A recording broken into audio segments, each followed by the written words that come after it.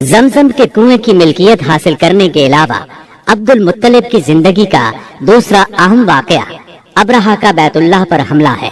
तारीख में इसको वाकया फील के नाम से याद किया जाता है। अब्रहा एक ईसाई सरदार था। शाह हबशा नज्जाशी की तरफ से यमन का हाकिम था।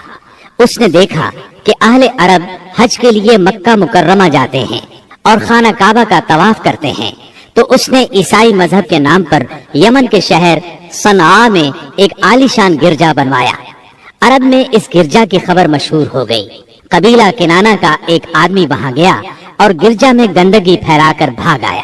अब्रहा ने गुस्से में आकर कसम खाई कि काबे को ढाकर दम लेगा। चुनाचे वो एक लश्कर जर्रार लेकर मक्का मुकर्रमा की तरफ रवाना हुआ। रास्ते में अरब के जिस कबीले ने भी मुजाहमत की, अब्रहा ने उसे तहे तेख कर डाला, यहाँ तक कि वो मक्का मुअज़्ज़मा के करीब पहुंच गया। वहां के लोगों को अपने इरादे से खबरदार करने के लिए उसने अहले मक्का के जानवर पकड़ लिए। इन जानवरों में अब्दुल मुत्तलिब के 200 ऊंट भी थे। अब्दुल मुत्तलिब को अब्रहा की चढ़ाई की खबर मिली तो वो खाना काबा की दीवारों से लिपट गए और रो पड़े। अल्लाह से अपने घर की हिफाजत की दुआ की। कुरैश के चंद सरदारों को लेकर अब्रहा से मिलने के लिए गए और उससे अपने ऊँटों की वापसी का मुतालबा किया। अब्रहा उनकी बात सुनकर हैरान हुआ और बोला, तुमने अपने ऊँटों की वापसी की तो बात की, काबे के मुताल्लिक एक लफ्ज भी नहीं कहा। मैं तो यहाँ काबे को ढाने के लिए आया हूँ। अब्दुल मुत्तलिब ने जवाब दिया, ऊँट मेरी मिल्कियत हैं, इसलिए उनकी रिहाई के लिए चला आया। काबे का मालिक अल्लाह है जो अपने घर को बचाने की पूरी ताकत रखता है। अब्रहा ने इन ऊँटों की वापसी का हुक्म दे दिया। ये अपने ऊँट लेकर मक्का मुअज़्ज़मा वापस आ गए। 60-70 हजार का लश्कर था और उसमें 9 या 13 हाथी थे। इस लश्कर ने आखिर मक्के पर चढ़ाई की।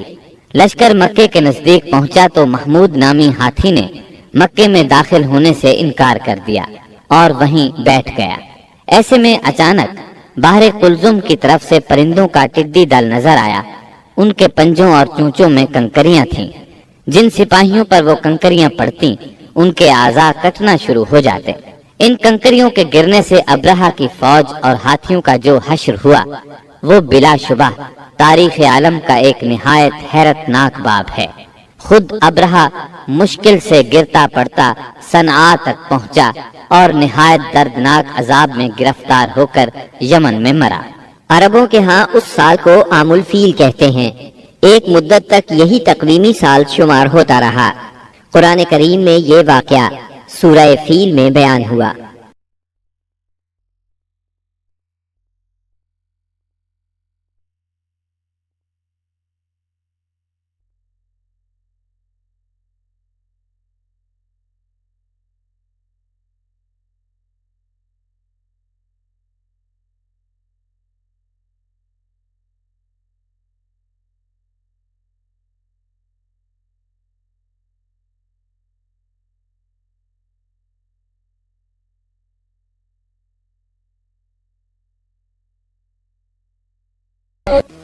क्या तुमने नहीं देखा तुम्हारे परवरदिगार ने हाथी वालों के साथ क्या सलूक किया? क्या उसने उनकी तदबीर को अकारत नहीं कर दिया और उन पर परिंदों के झुंड भेज दिए जो उन पर पकी हुई मिट्टी के पत्थर फेंक रहे थे। फिर उनका ये हाल कर दिया जैसे जानवरों का खाया हुआ भूसा। हमारे रसूल मकबूल मुहम्मद सल्लल्लाहु अलैहि वसल्लम की विलादत बासआदत मौसम बहार में पीर के दिन सुबह सादिक के बाद और तुलुए आफताब से पहले 9 रबीउल अव्वल सन आमुल फील 20 या 22 अप्रैल 571 ईस्वी को मक्का मुकर्रमा में हुई। पीर का दिन आपकी मुबारक जिंदगी में बड़ी अहमियत का हामिल है। सैयदना इब्ने अब्बास रजी अल्लाह अन्हु फरमाते हैं कि आप पीर को पैदा हुए। पीर के दिन आपको नबुव्वत से सरफराज फरमाया गया। सोमवार ही को मक्के से मदीने की तरफ हिजरत के लिए निकले। सोमवार ही को आप मदीना मुनव्वरा तशरीफ लाए और आपने पीर ही के दिन इस दार फानी को खैरबाद कहा। आपके पैदा होते ही आपके दादा अब्दुल मुत्तलिब आपको गोद में उठाकर खाना काबा में ले गए। आपके लिए दुआ की और मोहम्मद नाम रखा।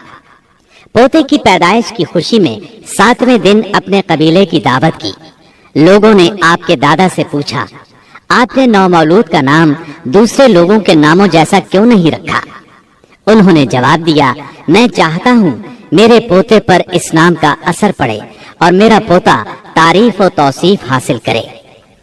आपकी वालिदा सैयदा आमिना ने आपका नाम अहमद रखा। इंजील में बतौर पेशगोई आपके 2 नाम आए हैं, फारकलीद और मनहमना। कुरान मजीद की सूरह अंबिया आयत 107 में अल्लाह ताला ने आपको रहमतल लिल आलमीन कहा है।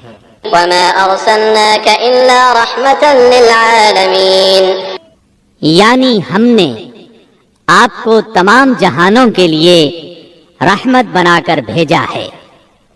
आपका नस्बनामा इस तरह है, मुहम्मद बिन अब्दुल्लाह बिन अब्दुल मुत्तलिब बिन हाशिम बिन अब्द मनाफ बिन कुसै बिन किलाब बिन मुर्रा बिन काब बिन लुआई बिन गालिब बिन फिहर बिन मालिक बिन नजर बिन किनाना बिन खुजैमा बिन मुदरिका बिन इलियास बिन मुजर बिन नजार बिन माद बिन अदनान। इस बात पर सबका इत्तेफाक है कि अदनान सैयदना इस्माइल अलैहिस्सलाम की नस्ल से हैं, लेकिन दोनों के दरमियान में कितनी पुश्तें हैं और उनके नाम क्या क्या हैं, इसमें बहुत इख्तिलाफ पाया जाता है। आपकी वालिदा का नाम सैयदा आमिना था। सैयदा आमिना के वालिद वहाब बिन अब्द मनाफ बिन ज़ुहरा बिन किलाब थे। ये वही किलाब हैं जो वालिद की तरफ से भी नबी सल्लल्लाहु अलैहि वसल्लम के नस्बनामे में आते हैं। उनका असल नाम उर्वा या हकीम था, लेकिन कुत्तों के जरिए बकसरत शिकार खेला करते थे, इसलिए किलाब के नाम से मशहूर हो गए। अरबी में किलाब कुत्तों को कहते हैं। आप इस्माइल अलैहिस्सलाम की औलाद में से हैं। इस्माइल अलैहिस्सलाम की खातिर जब अल्लाह ताला ने जमजम का कुआं जारी किया तो कबाइले जुरहुम और एयाद के खाना बदोश अरब सैयदा हाजरा की इजाजत से वहां आकर रिहाइश पजीर हुए। काबे के मुतवल्ली इस्माइल अलैहिस्सलाम और उनकी औलाद रही। एक अरसे के बाद बनु जुरहुम और सैयदना इस्माइल की औलाद में काबे की तौलियत के सिलसिले में झगड़ा हुआ तो काबे की खिदमत और तौलियत औलाद इस्माइल और बनु जुरहुम में तकसीम हो गई। और जब बनु खुज़ा ने लड़कर मक्के पर कब्जा किया तो एक मुद्दत तक काबे की तौलियत भी उनके पास रही, लेकिन बनु इस्माइल बहरहाल मक्के ही में रहे। उनके एक फर्द किलाब ने शिमाली अरब में कबीला खुज़ा में शादी की। उससे कुसै पैदा हुए। वो जवान होकर अपने कबीले में वापस आ गए। खुसर की वफात के बाद कुसै ने अपने ननिहाल की मदद से बनु खुज़ा को मजबूर किया कि वो शहर छोड़कर मुज़ाफात में जा बसा। बनु खुज़ा के सरदार ने काबे के कीमती चढ़ावों को जमजम के कुएं में डालकर उसको पाट दिया और कुआं गायब हो गया। फिर कुसै को बहुत बड़ा इक़्तिदार हासिल हुआ। उसकी औलाद फली फूली और उसे कौम का बहुत बड़ा सरदार तस्लीम किया गया। कुसै ने मक्के में एक शहरी ममलुकत का आगाज किया। वहां दारुन नदवा यानी पार्लियामेंट और टैक्स के नए महकमे कायम किए, लेकिन वफात के वक्त हुकूमत अपने बच्चों में तकसीम कर दी। किसी को काबे की रखवाली सौंपी, किसी को चाबी दी, किसी को फौज की क़यादत तो किसी को टैक्स का हिसाब किताब सौंपा। बाद की नस्लों में इंतजामात की मजीद तकसीम दर तकसीम हुई। आगाज इस्लाम के वक्त वहां 10 सरदारों की एक मजलिस कार फरमा नजर आती थी। कुसै के 4 बेटे थे। उनमें अब्द मनाफ बड़े नामवर और साहिब इज्जत हुए। अब्द मनाफ के भी 4 बेटे थे। उनमें हाशिम शोहरत में सबकत ले गए। हाशिम आपके परदादा थे। बहुत दौलतमंद होने के साथ साथ सखावत, मुरव्वत और एहसान में भी बेमिसाल थे। हाशिम कहलाने की वजह यह थी कि उनके अहद में एक मर्तबा मक्का मुकर्रमा में कहत पड़ गया। ये फिलिस्तीन गए और ऊँटों पर आटे की बहुत सी बोरियां लाद लाए। बहुत से ऊँट ज़बाह किए, उनका शोरबा तैयार किया, रोटियां पकवाई। इन रोटियों को शोरबे में भिगो भिगो कर अहले शहर को खिलाते रहे। अरब इस खाने को हशीम और सुरीद कहते हैं। یہ سلسلہ ایک مدت تک جاری رہا۔ اسی وجہ سے ان کا نام ہاشم پڑ گیا۔ وہ حاجیوں کی خدمت اور مہمان نوازی میں بھی بڑھ چڑھ کر حصہ لیتے تھے۔ اسی سخاوت اور فیاضی سے ہاشم کا نام پورے عرب میں مشہور ہو گیا۔ ذاتی اثر و رسوخ اور وجاہت کی وجہ سے ان کی دوسرے ممالک کے درباروں میں بھی رسائی تھی۔ انہوں نے ہی قریش میں سب سے پہلے یہ دستور جاری کیا کہ سال میں 2 مرتبہ تجارتی قافلے روانہ ہوا کریں، موسم گرما میں شام کی طرف اور موسم سرما میں یمن کی طرف۔ چنانچہ اسی دستور کے مطابق دونوں موسموں میں قافلے روانہ ہوتے تھے۔ سورۃ القریش میں اللہ تعالیٰ نے قریش کو یہی انعام یاد دلایا ہے، کیونکہ قریش اللہ کی رحمت سے موسم سرما و گرما کے عادی ہو گئے۔ ان کی سمجھ میں یہ بات آ گئی کہ اس نعمت کے شکریہ میں اللہ کی عبادت کرنا چاہیے جو اس گھر کا مالک ہے، اور اس نے انہیں بھوک میں کھانا دیا اور خوف سے امن بخشا۔ نجاشی شاہ حبش ہاشم کی بے حد خاطر مدارت کرتا اور تحفے تحائف بھی پیش کرتا۔ قیصر روم بھی ان سے بہت مہربانی سے پیش آتا تھا۔ ہاشم نے یمن اور روم کی حکومت سے قریش کے تجارتی قافلے کی حفاظت کا حکم حاصل کیا، اور یہ ان کے اعلیٰ تدبر کا نتیجہ تھا کہ تمام راستے قریش کے تجارتی قافلوں کے لیے محفوظ ہو گئے۔ اس طرح مکہ مکرمہ بین الاقوامی تجارت کا مرکز بن گیا۔ اس سے خانہ کعبہ کی زیارت اور فریضہ حج عام ہو گئے، اور مکی زبان بھی ملک کے چاروں طرف سمجھی جانے لگی۔ ان قریشی قافلوں اور سالانہ میلوں کی وجہ سے جزیرہ نما عرب میں ایک معاشی مرکز پیدا ہو گیا۔ ان سالانہ میلوں میں قریش کو سرمایہ دارانہ تجارت اور قافلوں کی حفاظت کے سلسلے میں بہت اہمیت حاصل تھی۔ اس طرح مکہ مکرمہ تجارتی مرکز بنا، جس نے سیاسی مرکزیت کا راستہ کھولا جو اسلام کا کارنامہ بننے والا تھا۔ 197 عیسوی کے چند ماہ بعد ہاشم کی بیوی سلمہ بنت عمرو کے ہاں مدینہ منورہ میں شیبہ یعنی عبد المطلب پیدا ہوئے۔ بچے کے سر میں کچھ بال سفید تھے، اس لیے ان کا نام شیبہ رکھا گیا۔ شیبہ کا مطلب ہے بوڑھا۔ ہاشم کی وفات کے بعد ذمہ داریاں ان کے بھائی مطلب نے سنبھال لی تھی۔ گویا مطلب شیبہ کا چچا تھا۔ اس کی وفات کے بعد شیبہ نے رفادہ اور سقایا کی ذمہ داریاں خوبی سے سنبھالی۔ انہوں نے یمن اور حبشہ کے درباروں میں اپنی قوم کی نمائندگی بھی کی۔ ان کی ملکیت میں ایک قدرتی چشمہ بھی تھا۔ ایک دن خواب میں انہیں اشارہ ملا کہ فلاں جگہ کھود کر غائب شدہ زمزم کا کنواں برآمد کریں۔ کھودتے وقت اس سے انہیں دفن شدہ خزانہ بھی ملا جو کعبے کے چڑھاووں پر مشتمل تھا۔ عبد المطلب کو زمزم کی ملکیت کے لیے بہت دشواریاں پیش آئیں، مگر اہل شہر امن پسند تھے۔ انہوں نے طے کیا کہ کسی غیر جانبدار حاکم سے اس کا فیصلہ کرا لیا جائے۔ عبد المطلب نے یہ بات مان لی، لیکن پریشان بھی تھے، اس لیے منت مانی کہ اگر اللہ نے مجھے 10 بیٹے دیے اور وہ بلوغت کو پہنچے تو میں ان میں سے ایک کو کعبے میں جا کر اللہ کے لیے قربان کر دوں گا۔ جب 10واں بیٹا بھی بلوغت کو پہنچ گیا تو عبد المطلب کو منت یاد آئی۔ انہوں نے بیٹوں کے درمیان قرعہ ڈالا تاکہ جس کا نام نکلے اسے قربان کر دیں۔ قرعہ نبی اکرم صلی اللہ علیہ وسلم کے والد عبداللہ کے نام نکلا۔ عبد المطلب کا ارادہ دیکھ کر رشتہ داروں اور دوستوں نے دخل اندازی کی اور انہیں مشورہ دیا کہ وہ کسی خاتون عرافہ کے پاس جا کر حل دریافت کریں۔ چنانچہ عبد المطلب ایک عرافہ کے پاس گئے۔ اس نے معاملہ سن کر مشورہ دیا کہ بیٹے اور 10 اونٹوں کے درمیان قرعہ ڈالو، اگر عبداللہ کے نام نکلے تو مزید 10 اونٹ بڑھا دو، اس طرح خون بہا کی مقدار میں اضافہ کرتے جاؤ یہاں تک کہ قرعہ خون بہا پر نکلے۔ انہوں نے قرعہ اندازی شروع کی۔ قرعہ ہر بار عبداللہ کے نام نکلتا رہا۔ یہ 10 اونٹ ہر بار بڑھاتے گئے۔ جب 100 اونٹ پورے ہو گئے تب قرعہ اونٹوں کے نام نکلا۔ عبد المطلب نے 3 بار ایسا کیا تاکہ اطمینان ہو جائے۔ ہر بار 100 اونٹوں ہی کا قرعہ نکلا۔ اب انہیں اطمینان ہو گیا کہ یہی اللہ کو منظور ہے۔ واقعہ فیل کے 50-55 دن بعد عبد المطلب کعبے کا طواف کر رہے تھے کہ انہیں پوتے کی ولادت کی خوشخبری ملی۔ 75 سالہ دادا بہت خوش ہوئے۔ نبی کریم صلی اللہ علیہ وسلم ان کے پیارے فرزند جناب عبداللہ کی یادگار تھے، جن کی زندگی 100 اونٹوں کی قربانی دے کر بچائی گئی تھی، لیکن پھر اچانک وہ فوت ہو گئے۔ उनकी वफात से बूढ़े बाप को जो सदमा पहुंचा था, पोते की विलादत से एक हद तक वो कम हो गया। अब्दुल्लाह की वालिदा यानी नबी सल्लल्लाहु अलैहि वसल्लम की दादी का नाम फातिमा बिनते अम्र था। अब्दुल्लाह के दो सगे भाई जुबैर और अबू तालिब थे। बीबी आमिना से निकाह के बाद अब्दुल्लाह ने रवाज के मुताबिक 3 दिन तक ससुराल में क़याम किया। इसके बाद तिजारत की गरज से शाम चले गए। वापसी पर यसरिब यानी मदीना मुनव्वरा में ठहरे ताकि अपने वालिद के हुक्म के मुताबिक खजूरों का सौदा करें। मदीना मुनव्वरा ही में क़याम के दौरान वो बीमार हो गए। आपकी बीमारी की खबर मक्का पहुंची तो अब्दुल मुत्तलिब ने फौरन अपने बड़े बेटे हारिस को अब्दुल्लाह की खबर गिरी के लिए मदीना रवाना किया।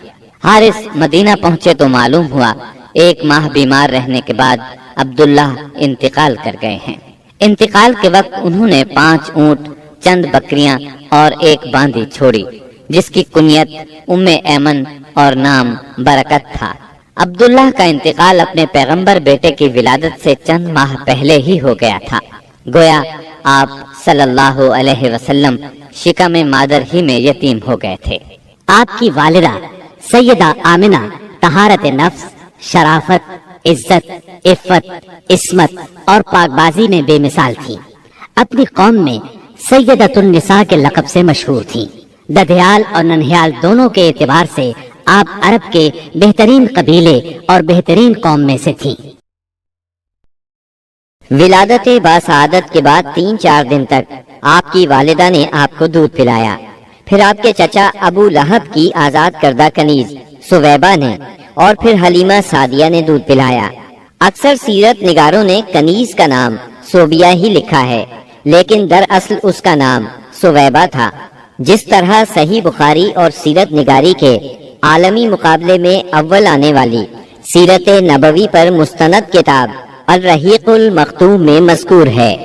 दूध पिलाने की जिम्मेदारी माह रबीउल अव्वल 52 क़ब्ल हिजरी यानी अप्रैल 571 ईस्वी में सौंपी गई। उस जमाने में अरब में यह दस्तूर था, जो आज के दौर में भी बाकी है, कि नौज़ायदा बच्चों को दूध पिलाने के लिए शुरफा इब्तिदा ही से देहात में भेज दिया करते थे, ताकि देहात की साफ सुथरी और खुली आबो हवा में उनकी परवरिश हो सके। जुबान अहले अरब जैसी फसीह हो जाए और अहले अरब की दीगर खुसूसियात अवाइल उम्र ही से बच्चों में रासिख हो जाएं। इस दस्तूर के मुताबिक साल में 2 मरतबा बनी साद की औरतें शीरखार बच्चों की तलाश में आया करती थीं। चुनाचे आपकी पैदाइश के 8 दिन बाद इन्हीं औरतों के साथ हलीमा सादिया भी तशरीफ लाईं। दूसरी औरतों को तो मक्का मुकर्रमा के खाते पीते घरानों के बच्चे दूध पिलाने के लिए मिल गए, लेकिन हलीमा सादिया खाली हाथ रह गईं। नबी करीम सल्लल्लाहु अलैहि वसल्लम चूंकि यतीम थे, इसलिए इनाम और इकराम की उम्मीद कम थी, इसलिए किसी औरत ने उनके घर की तरफ तवज्जो न की। आखिर जब रवानगी का वक्त आया तो हलीमा को खाली हाथ जाना बहुत नागवार गुजरा और अल्लाह ताला की तरफ से उनका दिल इस यतीम बच्चे की तरफ खिंचने लगा। चुनाचे उन्होंने अपने शौहर हारिस से जाकर कहा, अल्लाह की कसम, मुझे ये अच्छा नहीं लगता कि मेरी सारी सहेलियां तो बच्चे लेकर जाएं और मैं अकेली कोई बच्चा लिए बगैर जाऊं। मैं जाकर इस यतीम बच्चे ही को ले लेती हूँ। शौहर ने यह सुनकर कहा, कोई हर्ज नहीं, मुमकिन है अल्लाह हमारे लिए इसी में बरकत अता कर दे।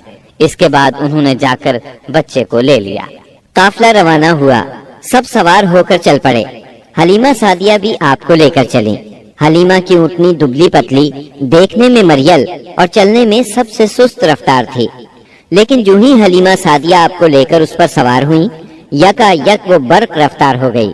बाकी औरतों ने इस मंजर को हैरत से देखा कि हलीमा सादिया की मरियल ऊँटनी उनकी ताकतवर और तेज रफ्तार ऊँटनियों से आगे निकली जा रही थी और फिर वो उन सबको पीछे छोड़ गई।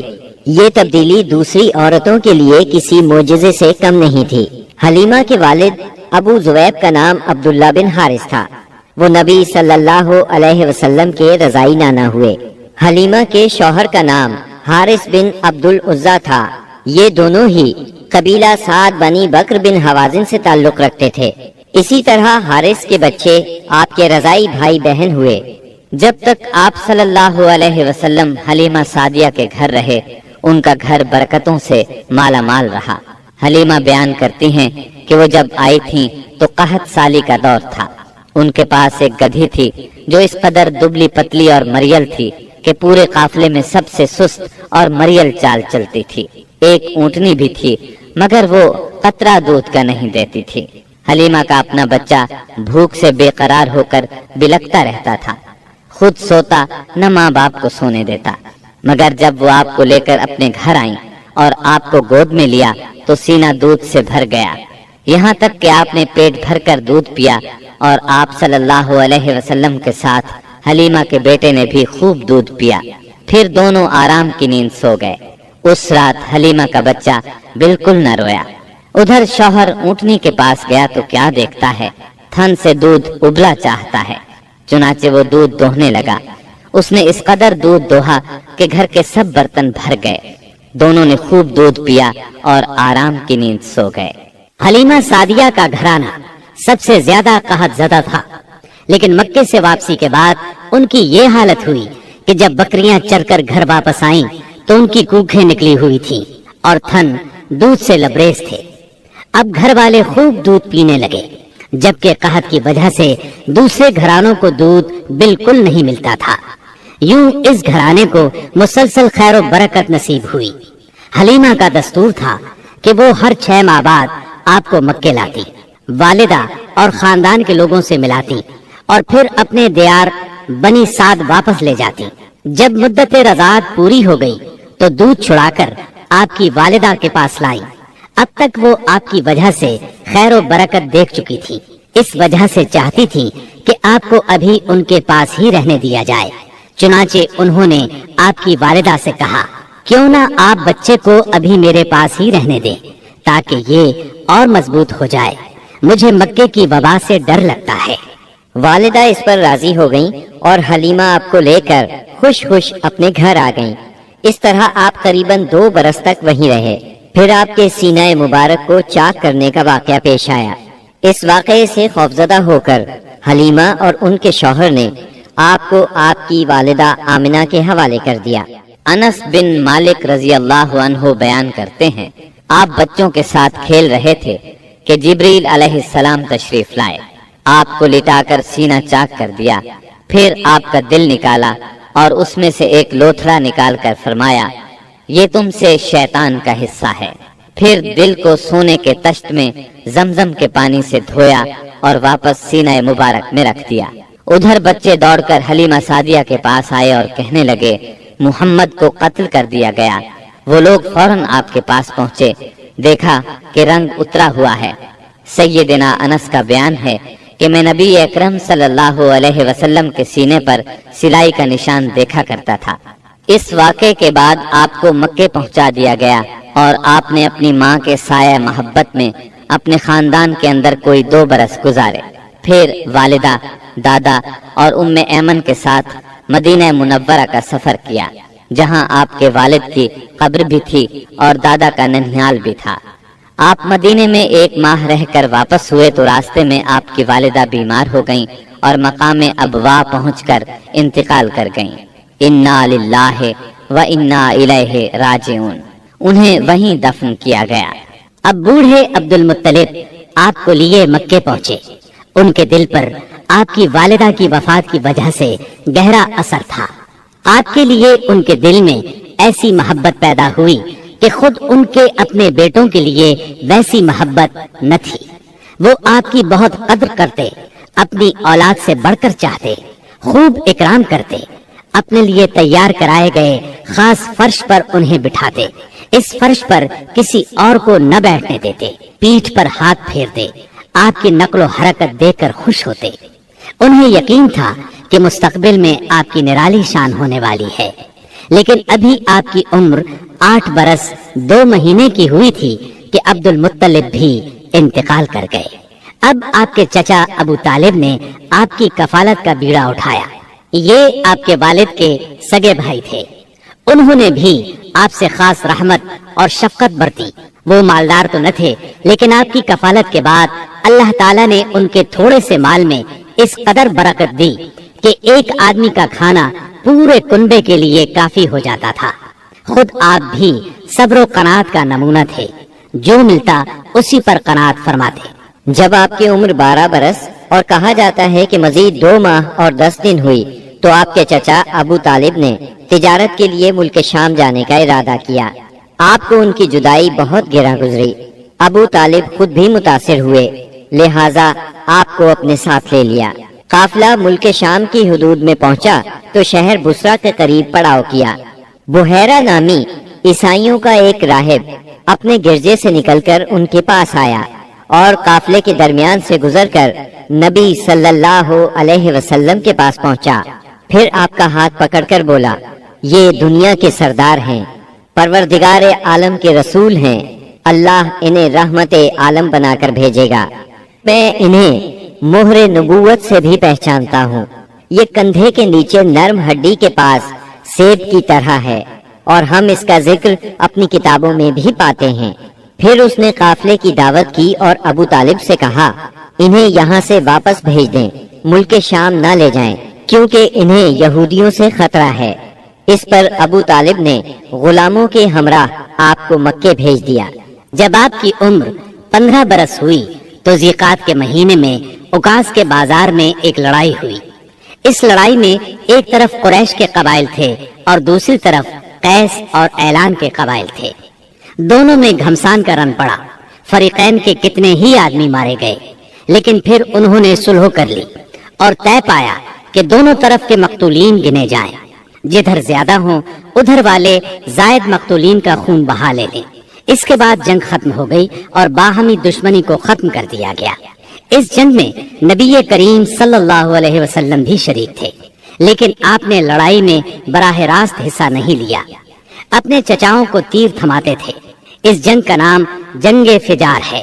یہ نام اس لیے مشہور ہوا کہ اس میں حرام مہینے کی حرمت پامال کی گئی۔ فجار نام کے واقعات 4 بار پیش آئے، ہر سال ایک واقعہ پیش آتا رہا۔ جنگ فجار والا واقعہ آخری تھا۔ اس سے پہلے کے 3 واقعات میں ہلکے پھلکے جھگڑے ہوئے، شدید لڑائی صرف اسی چوتھے واقعے میں ہوئی۔ اس جنگ کے بعد ذیقعد ہی کے مہینے میں 5 قبائل کے درمیان ایک عہد نامہ طے پایا۔ اس عہد نامے کو حلف الفضول کہا جاتا ہے۔ ان قبائل کے نام یہ ہیں: بنو ہاشم، بنو مطلب، بنو اسد، بنی عبد العزا، بنو زہرہ اور بنو تیم۔ اس کی وجہ یہ ہوئی کہ یمن کا ایک آدمی اپنا سامان تجارت لے کر مکے آیا۔ عاص بن وائل نے اس سے وہ مال خرید لیا، لیکن قیمت ادا نہ کی۔ اس نے بنو عبد الدار، بنو مخزوم، بنو سہم اور بنو عدی سے فریاد کی، لیکن انہوں نے کوئی توجہ نہ دی۔ چنانچہ اس نے ابو قبیس کے پہاڑ پر چڑھ کر چند اشعار پڑھے، جن میں اپنی مظلومیت کا نقشہ کھینچا اور آواز لگائی کہ کوئی تو اس کا حق دلانے کے لیے اس کی مدد کرے۔ اس پر زبیر بن عبد المطلب نے دوڑ دھوپ کی، لہٰذا اس قبیلے کے افراد بنو تیم کے سردار عبداللہ بن جدعان کے گھر میں جمع ہوئے اور آپس میں عہد و پیمان کیا کہ مکے میں جو بھی مظلوم نظر آئے، خواہ مکے کا رہنے والا ہو یا کسی اور جگہ کا، یہ سب اس کی حمایت میں اٹھ کھڑے ہوں گے۔ انہوں نے عاص بن وائل سے بھی اس کا حق لے کر اس کے حوالے کیا۔ اس عہد و پیمان میں آپ بھی اپنے چچاؤں کے ساتھ تھے۔ نبوت سے سرفراز ہونے کے بعد آپ فرمایا کرتے تھے، میں عبداللہ بن جدعان کے مکان پر ایک ایسے معاہدے میں شریک ہوا کہ مجھے اس کے بدلے سرخ اونٹ بھی پسند نہیں، اور اگر میں اس کے لیے اسلام کے دور میں بلایا جاتا تو ضرور جاتا۔ نبی اکرم صلی اللہ علیہ وسلم یتیم پیدا ہوئے اور اپنے دادا پھر چچا کی کفالت میں رہے۔ والد سے وراثت میں جو کچھ ملا تھا اس سے کچھ نہیں ہو سکتا تھا۔ چنانچہ جو ہی آپ ہلکے پھلکے کام کرنے کے لائق ہوئے، اپنے رضائی بھائیوں کے ساتھ دیار بنی سعد میں بکریاں چرانے لگے۔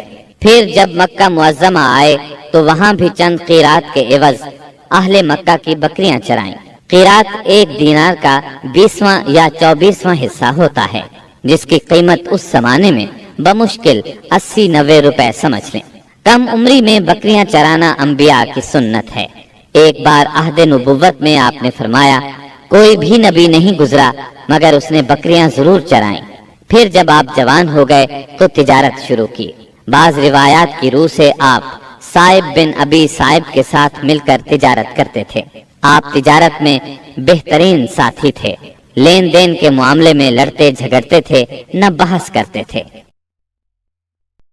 تمام معاملات میں آپ حد درجے امانت دار، سچے اور پرہیزگار مشہور تھے۔ زندگی کے سبھی میدانوں میں آپ کا یہی طریقہ تھا، اسی بنا پر آپ کا لقب ہی امین مشہور ہو گیا تھا۔ ان تمام وجوہات کی بنا پر آپ کی شہرت سن کر سیدہ خدیجہ نے آپ کو تجارت کے لیے اپنے مال کی پیشکش کی۔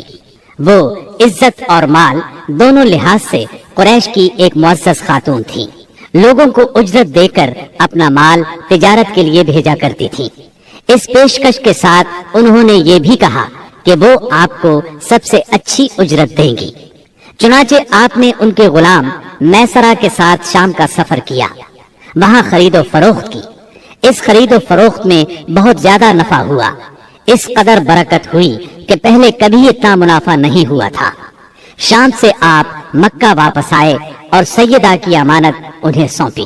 سیدہ خدیجہ نے امانت اور برکت کا یہ حال دیکھا تو حیرت زدہ رہ گئیں۔ ادھر میسرہ نے بھی آپ کی باتیں انہیں بتائیں۔ تب سیدہ نے محسوس کر لیا کہ انہیں ان کی مراد مل گئی ہے، چنانچہ انہوں نے آپ سے اپنی سہیلی کے ذریعے سے شادی کی خواہش ظاہر کی۔ انہوں نے سیدہ خدیجہ کے چچا عمرو بن اسد کو پیغام بھیجا۔ اس طرح بات طے ہوئی۔ نکاح کا خطبہ ابو طالب نے پڑھا، اس میں اللہ کی حمد و ثنا کی، پھر آپ کے فضل و شرف کا ذکر کیا۔ اس کے بعد ایجاب و قبول کے الفاظ کہے اور مہر بیان کیا۔ یہ ملک شام کے سفر سے واپسی کے 2 مہینے اور چند دن بعد کی بات ہے۔ اس وقت آپ کی عمر 25 سال تھی اور سیدہ خدیجہ کی عمر 40 سال تھی۔ سیدہ خدیجہ کی شادی پہلے عتیق بن عائز مخزومی سے ہوئی تھی، وہ انتقال کر گیا تو ابو حالہ تیمی سے ہوئی، اس سے ایک بچہ بھی ہوا، مگر پھر ابو حالہ بھی فوت ہو گیا۔ اس کے بعد بڑے بڑے سرداران قریش نے شادی کا پیغام دیا، مگر سیدہ خدیجہ راضی نہ ہوئی، یہاں تک کہ اللہ تعالیٰ نے انہیں آپ کی طرف مائل کر دیا، اور اس طرح سیدہ کو آپ صلی اللہ علیہ وسلم کی زوجیت کا شرف حاصل ہوا۔ سیدہ خدیجہ نبی صلی اللہ علیہ وسلم کی پہلی بیوی تھی۔ ان کے جیتے جی آپ نے کسی اور سے شادی نہ کی۔ آپ کی تمام اولاد بھی انہی سے ہوئی، صرف ابراہیم ماریا قبطیہ سے ہوئے۔ آپ کی اولاد کے نام یہ ہیں: پہلے قاسم پیدا ہوئے، پھر زینب، پھر رقیہ، پھر ام کلثوم، پھر فاطمہ، پھر عبداللہ۔ بعض مورخوں نے تعداد اولاد اور اولاد کی ترتیب اس سے مختلف بھی لکھی ہے۔ آپ صلی اللہ علیہ وسلم کے تمام لڑکے بچپن میں فوت ہو گئے، البتہ تمام بچیوں نے عہد نبوت کو پایا، اسلام لائیں اور ہجرت بھی کی، اور سب کی سب آپ کی زندگی ہی میں انتقال کر گئی۔ صرف سیدہ فاطمہ آپ کے 6 ماہ بعد فوت ہوئی۔ آپ کی عمر کا 35واں سال تھا کہ ایک زوردار سیلاب آیا، اس سے خانہ کعبہ کی دیواریں پھٹ گئیں۔ ایک بار پہلے آگ بھی لگی تھی، اس لیے آگ کی وجہ سے دیواریں کمزور ہو چکی تھیں۔ اب قریش نے فیصلہ کیا کہ خانہ کعبہ کی نئے سرے سے تعمیر کی جائے۔ اس موقع پر انہوں نے فیصلہ کیا کہ اس تعمیر میں صرف حلال مال ہی خرچ کریں گے، چنانچہ رنڈی کی اجرت، سود کی دولت اور کسی کا ناحق لیا ہوا مال اس میں استعمال نہیں کریں گے۔ انہیں خانہ کعبہ گراتے ہوئے ڈر بھی لگ رہا تھا کہ کہیں اللہ کا عذاب نہ ٹوٹ پڑے۔ آخر کار ولید بن مغیرہ نے یہ کہہ کر ڈھانا شروع کر دیا کہ اللہ مصلحین کو ہلاک نہیں کرتا۔ جب لوگوں نے دیکھا کہ اسے کچھ نہیں ہوا تو وہ بھی اس کام میں شریک ہو گئے اور سیدنا ابراہیم علیہ السلام والی بنیاد تک خانہ کعبہ گرا ڈالا۔ اس کے بعد تعمیر شروع کی۔ تعمیر کے لیے ہر قبیلے کا الگ الگ حصہ مقرر تھا۔ معززین اپنے کاندھوں پر پتھر لاتے اور ڈھیر لگاتے۔ نبی کریم صلی اللہ علیہ وسلم اور آپ کے چچا عباس بھی پتھر ڈھو رہے تھے۔ تعمیر کا کام باقوم نامی ایک رومی معمار کر رہا تھا۔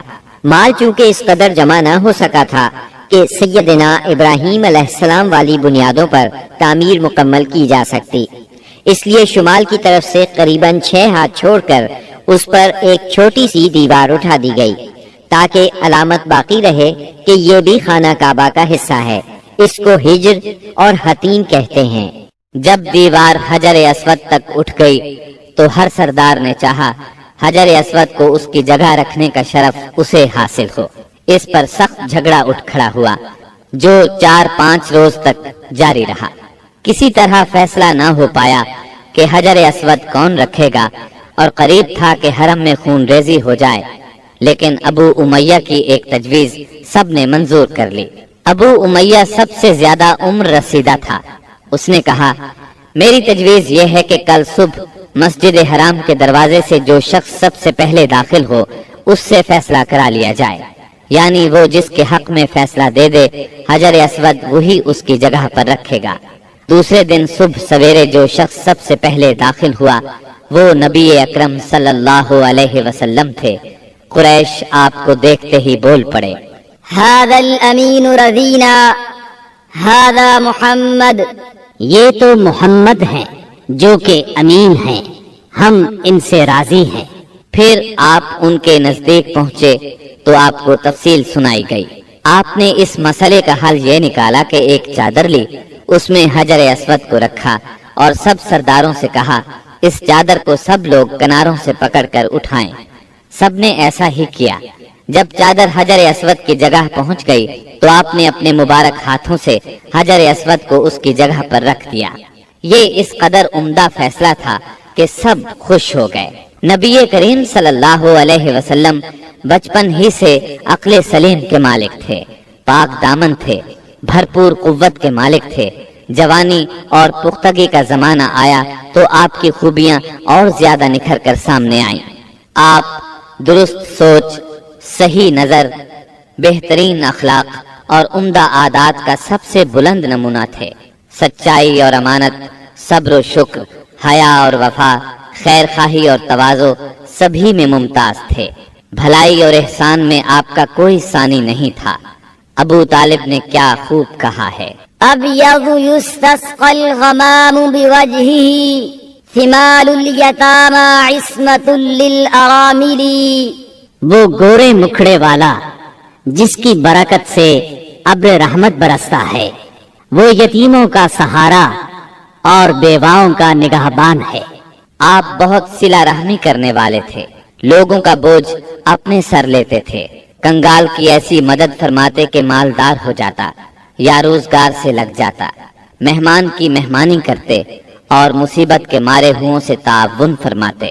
اللہ تعالیٰ نے آپ کی حفاظت اور نگہبانی کا خاص انتظام فرمایا تھا، اور قوم کے اندر پھیلی ہوئی خرافات اور برائیوں کے خلاف آپ کے دل میں نفرت ڈال دی تھی۔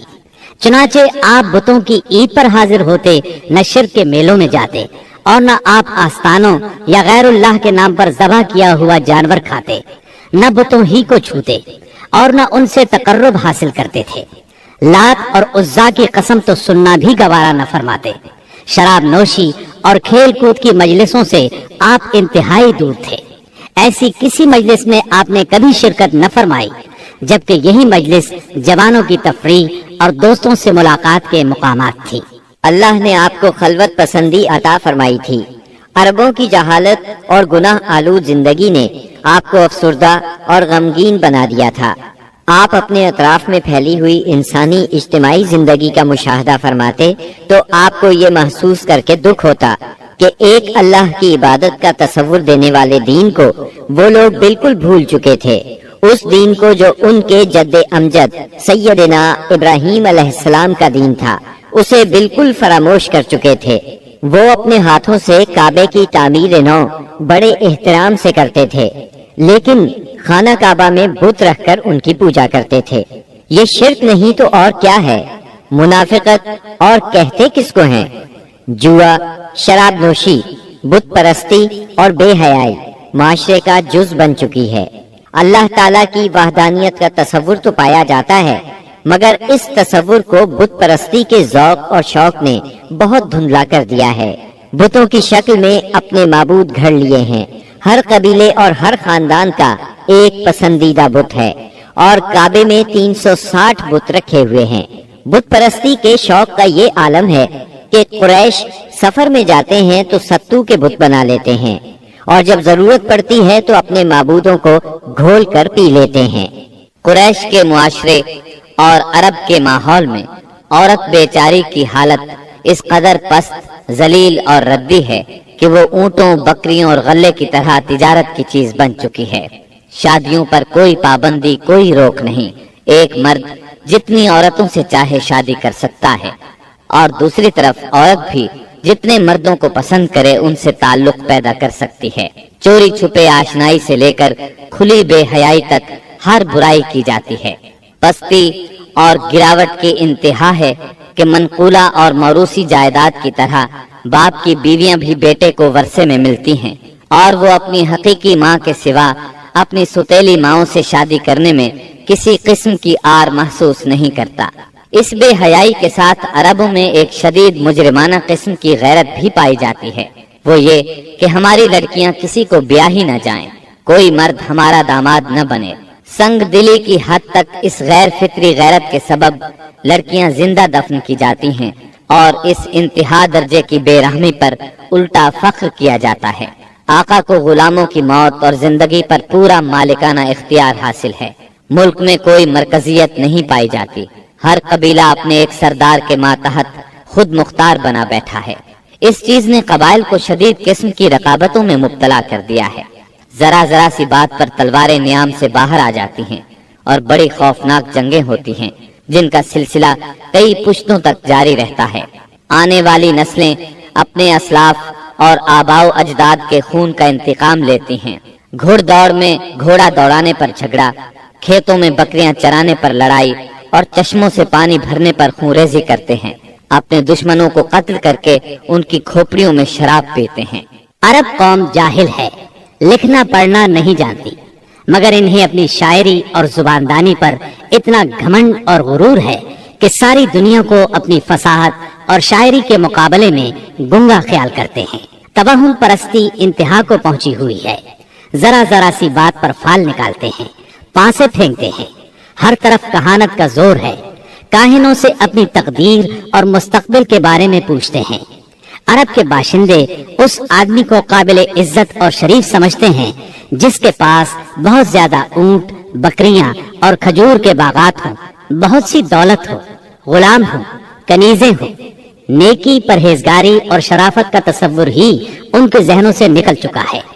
یہی وہ دور ہے جس کو دور جہالت کہا جاتا ہے۔ عرب کے معاشرے کی برائیوں نے ان کی فطری صلاحیتوں کو دبا دیا ہے، مثلاً شجاعت، حریت، عہد کی پابندی، مہمان نوازی، جفاکشی، فصاحت اور زباندانی، خود اعتمادی اور کسی کی مدد کے بغیر اپنی حفاظت خود کرنے کا جذبہ۔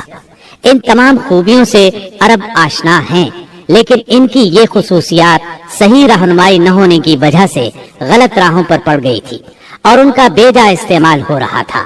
ملک میں بعض ایسے قبائل بھی پائے جاتے تھے جو خانہ بدوش تھے، جہاں پانی کا چشمہ، سبزہ اور کھجوروں کے جھنڈ نظر آئے وہیں ڈیرے ڈال دیے، اور جب یہاں سے جی اکتا گیا تو اپنا مختصر سا سامان اونٹوں پر لاد کر وہاں سے چل دیے۔ یہ تھے عرب کے افسوسناک حالات، لیکن یہ یہاں تک محدود نہیں تھے۔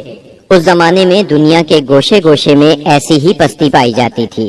کہیں آگ کی پوجا ہوتی تھی، کہیں محبت اور نفرت کے دیوتاؤں کے آگے سر جھکائے جاتے تھے۔ غرض اللہ تعالیٰ کے سوا اس کی ساری مخلوق کی عبادت ہو رہی تھی۔ حد یہ ہے کہ سانپ، درخت اور بندر تک معبود بنے ہوئے تھے۔ پتھر، جانور، چاند، سورج اور ستارے، یہاں تک کہ زمین پر رینگنے والے کیڑوں تک کی پرستش نے ساری دنیا کو شرک کا گڑھ بنا دیا تھا۔ ہر طرف جہالت کا اندھیرا اور شرک و کفر کی تاریکیاں چھائی ہوئی تھیں۔ ان سب میں صراط مستقیم گم ہو کر رہ گیا تھا۔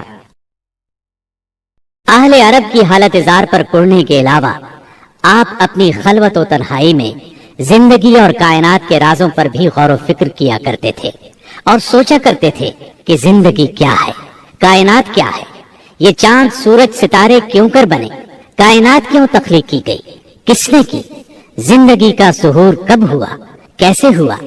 یہ وہ دن تھے جب آپ تنہائی میں غور و فکر کی ضرورت کے ساتھ ساتھ इबादत को भी लाजिमी समझते थे। इबादत आपकी रूह की जरूरत थी, लिहाजा आप रमजान भर गारे हिरा में क़याम फरमाते, आने जाने वाले मिस्कीनों को खाना खिलाते और बकिया औकात अल्लाह ताला की इबादत में गुजार देते। गारे हिरा मक्का मुकर्रमा के मशरिक में खाना काबा से कोई 3 मील दूर जबल उन नूर की चोटी पर वाक़ है। खलवत और गोशाए तन्हाई की तलाश में आप गारे हिरा पहुंचे। ये चूंकि काबा के सामने था और वहां कामिल तन्हाई और यकसुई थी, इसीलिए आपको बहुत पसंद आया। रमजान का महीना और पीर का दिन था। आप गारे हिरा के अंदर जिक्र इलाही और इबादत में मशगूल थे कि यकायक जिब्रील अलैहिस्सलाम नाजिल हुए और आपको वही और नबुव्वत से नवाजा। सैयदा आयशा रजी अल्लाह अन्हा फरमाती हैं, रसूलुल्लाह सल्लल्लाहु अलैहि वसल्लम पर वही का आगाज नींद में अच्छे ख्वाब से हुआ। आप जो ख्वाब देखते वो सफेदाए सहर की तरह नमूदार होता। फिर आपको तन्हाई पसंद आने लगी, चुनाचे आप गारे हिरा में खलवत फरमाने लगे और कई कई रात घर आए बगैर इबादत करते और इस अरसे के लिए तोशा भी साथ ले जाते। फिर सैयदा खदीजा रजी अल्लाह अन्हा के पास तशरीफ लाते और उतनी मुद्दत के लिए फिर तोशा ले जाते, यहाँ तक कि आप गारे हिरा में थे कि आपके पास हक आ गया, यानी फरिश्ता आपके पास आया और कहा इकरा, यानी पढ़िए। आपने फरमाया मैं पढ़ना नहीं जानता।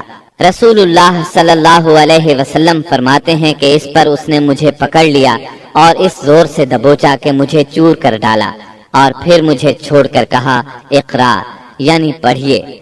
मैंने फिर कहा मैं पढ़ना नहीं जानता। उसने फिर मुझे पकड़कर दबोचा और चूर कर डाला, फिर छोड़कर कहा इकरा, पढ़िए। मैंने फिर कहा मैं पढ़ा हुआ नहीं हूँ। अब उसने तीसरी बार दबोचा और कहा इक़रा बिस्मि रब्बिकल्लज़ी खलक़, खलक़ल इंसान मिन अलक़, इक़रा व रब्बुकल अकरम, अल्लज़ी अल्लम बिल कलम, अल्लमल इंसान मा लम यअलम। पढ़ अपने उस परवरदिगार के नाम से जिसने पैदा किया, इंसान को लोथड़े से पैदा किया। पढ़ तेरा रब बड़ा करीम है, जिसने कलम के जरिए से इल्म दिया, इंसान को वो बात सिखाई जिसे वो जानता न था। अब आपने ये आयत पढ़ दी, फिर आप इन आयत को लेकर वापस आए। आपका दिल कांप रहा था। आपने सैयदा खदीजा रजी अल्लाह अन्हा के पास पहुंचकर फरमाया मुझे चादर ओढ़ा दो, मुझे चादर ओढ़ा दो। उन्होंने चादर ओढ़ा दी, यहाँ तक कि दहशत जाती रही। फिर आपने सैयदा खदीजा को वाकया सुनाया और फरमाया मुझे अपनी जान का खौफ है। उन्होंने कहा अल्लाह की कसम, ऐसा हरगिज नहीं हो सकता। अल्लाह आपको कभी रुस्वा नहीं करेगा। आप सिला रहमी करते हैं, बेसहारों का बोझ उठाते हैं, खाली हाथ लोगों की मदद करते हैं, मेहमान की मेहमानी करते हैं और हक के सिलसिले में पेश आने वाले मसाइब में मदद करते हैं। इसके बाद सैयदा खदीजा आपको अपने चचाजाद भाई वरका बिन नौफल के पास ले गई। ये जाहिलियत के दौर में ईसाई हो गए थे, अबरानी लिखना पढ़ना जानते थे और अबरानी में इंजील लिखते थे। उस वक्त बूढ़े और नाबीना हो चुके थे। सैयदा खदीजा रज़ी अल्लाह अन्हा ने उनसे कहा भाईजान आप अपने भतीजे की बात सुने। वरका बिन नौफल ने कहा भतीजे कहो तुम क्या कहते हो। आपने जो कुछ देखा था बयान कर दिया। इस पर वरका बोले ये तो वही फरिश्ता है जो मूसा अलैहिस्सलाम पर नाजिल हुआ था। काश मैं उस वक्त जिंदा होता जब आपकी कौम आपको निकाल देगी। आपने हैरान होकर फरमाया मेरी कौम मुझे निकाल देगी। वरका बिन नौफल बोले हाँ, कोई ऐसा आदमी नहीं जो तुम जैसा पैगाम लाया हो और उससे दुश्मनी न की गई हो, और अगर मैं उस वक्त तक जिंदा रहा तो तुम्हारी जबरदस्त मदद करूंगा। लेकिन इसके बाद जल्द ही वरका बिन नौफल फौत हो गए और उधर वही का सिलसिला रुक गया। वही की बंदिश से आपको सख्त रंजो मलाल हुआ, लेकिन मसलहत इलाही इसी में थी, क्योंकि इस तरह खौफ जाता रहा। मुआमले की नौयत समझने का मौका मिला और दोबारा वही की मशक्कत बर्दाश्त करने पर तबीयत सिर्फ आमादा ही नहीं हुई, बल्कि एक गुना शौक और तलब भी पैदा हुई। اور آپ دوبارہ وحی کا انتظار کرنے لگے۔ ادھر آپ گوشہ نشینی کی بقیہ مدت پوری کرنے کے لیے ورقہ کے پاس سے پلٹ کر دوبارہ غار حرا میں تشریف لا چکے تھے۔ جب ماہ رمضان ختم ہو گیا اور آپ کی اعتکاف کی مدت پوری ہو گئی تو عادت کے مطابق پہلی شوال کی صبح حرا سے اتر کر مکہ معظمہ روانہ ہوئے۔ نبی کریم صلی اللہ علیہ وسلم ارشاد فرماتے ہیں، میں پہاڑ سے اتر کر میدان میں پہنچا تو مجھے پکارا گیا۔ میں نے دائیں دیکھا، کچھ دکھائی نہ دیا، بائیں دیکھا تو بھی کچھ دکھائی نہ دیا، سامنے دیکھا تو بھی کچھ دکھائی نہ دیا، پھر پیچھے دیکھا تو وہاں بھی کچھ نظر نہ آیا۔ اس کے بعد میں نے سر اوپر اٹھایا تو کیا دیکھتا ہوں کہ جو فرشتہ حرا میں میرے پاس آیا تھا وہی آسمان و زمین کے درمیان موجود ہے۔ یہ دیکھ کر میرا پورا وجود اس کے روب سے بھر گیا، یہاں تک کہ میں زمین کی طرف جھک گیا۔ پھر میں خدیجہ کے پاس آیا اور کہا، مجھے چادر اڑا دو، مجھے چادر اڑا دو، مجھے کمبل اڑا دو، ٹھنڈے پانی کے چھینٹے مارو۔ انہوں نے کمبل اڑا دیا، ٹھنڈے پانی کے چھینٹے مارے، پھر یہ آیات نازل ہوئی۔ يا أيها المدثر قم فأنذر وربك فكبر وثيابك فطهر والرجز فاهجر۔ اے کمبل پوش، اٹھ اور لوگوں کو ان کی بدعملی کے نتائج سے ڈرا، اپنے رب کی بڑائی بیان کر اور اپنے کپڑے پاک رکھ اور گندگی سے الگ تھلگ رہ۔ بعثت نبوی کے ابتدائی 3 برسوں میں آپ چپکے تبلیغ کرتے رہے۔ اس دوران میں سیدنا ارقم رضی اللہ عنہ کا گھر اسلامی تحریک کا مرکز بنا۔ یہ گھر کوہ صفا کے دامن میں واقع تھا۔ نمازیں گھروں کے اندر اور پہاڑوں کی گھاٹیوں میں پڑھی جاتی رہیں۔ اس تبلیغ کے ذریعے سے چراغ جلتا رہا۔ آپ نے سب سے پہلے ان لوگوں کو تبلیغ فرمائی جن کے آپ کے ساتھ تعلقات تھے۔ آپ کو اپنے ان قریبی ساتھیوں کی طرف سے مایوسی کا سامنا نہیں کرنا پڑا۔ عورتوں میں آپ کی زوجہ سیدہ خدیجہ رضی اللہ عنہا، غلاموں میں زید بن حارثہ رضی اللہ عنہ، مردوں میں سیدنا ابو بکر صدیق رضی اللہ عنہ اور لڑکوں میں سیدنا علی رضی اللہ عنہ نے سب سے پہلے اسلام قبول کیا۔ خفیہ دعوت و تبلیغ کا یہ سلسلہ قریباً 3 سال تک جاری رہا۔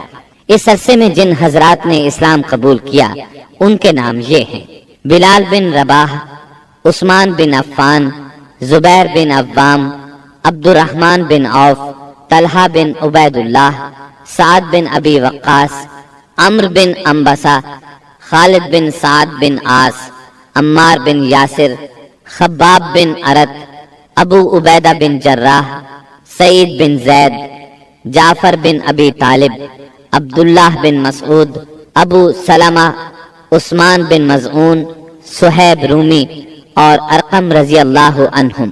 مجموعی طور پر قریباً 40 افراد نے اسلام قبول کیا۔ ان حضرات کو السابقون الاولون کہا گیا۔ اس خاموش تبلیغ کے نتیجے میں 40 افراد نے اسلام قبول کیا۔ اس طرح اسلام کی بنیاد مضبوط ہو گئی۔